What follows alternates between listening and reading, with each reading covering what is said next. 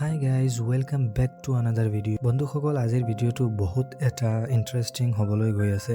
নিজে ৰোপণ কৰা গছৰ পুলি এটাৰ পৰা যেতিয়া আপুনি ফল পায়, সেই আনন্দটো আজি আপোনালোকৰ সৈতে মই শ্বেয়াৰ কৰিবলৈ গৈ আছোঁ।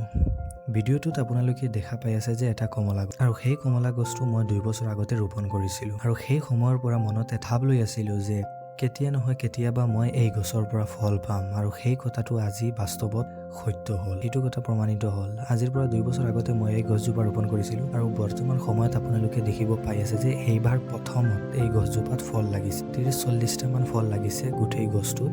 আৰু আজি মই ফাৰ্ষ্ট টাইম এই গছৰ পৰা ফল এটা টানিবলৈ গৈছোঁ। আপোনালোকে দেখা পাই আছে যে মই এটা লাখুটিৰে 2টা কমলা ইয়াৰ পৰা লৈ লৈছোঁ, আৰু এই কমলাকেইটা মই এতিয়া ভালদৰে চাফা কৰিম, ধুই ল'ম। আৰু আজি বহুত এটা আনন্দ লাগিছে যে নিজৰ হাতৰে মই গছজোপা ৰোপণ কৰিছিলোঁ। কিন্তু যেতিয়া লগাইছিলোঁ তেতিয়া মনত বহুতকেইটা ভাৱ উঠিছিলে যে গছটো থাকিব নে মৰিব নে বাচিব। কিন্তু তথাপিও মই নিজৰ কৰ্তব্যটো পালন কৰি গৈছিলোঁ, আৰু সেই কাৰণতে আজিৰ দিনত মই সফল হ'বলৈ পাৰিছোঁ। সেই কাৰণতে জীৱনত মেহনত কৰিলে সেইটো মেহনত কেতিয়াও বেকাৰ নাযায়, সেইটো মই আজি গম পাইছোঁ।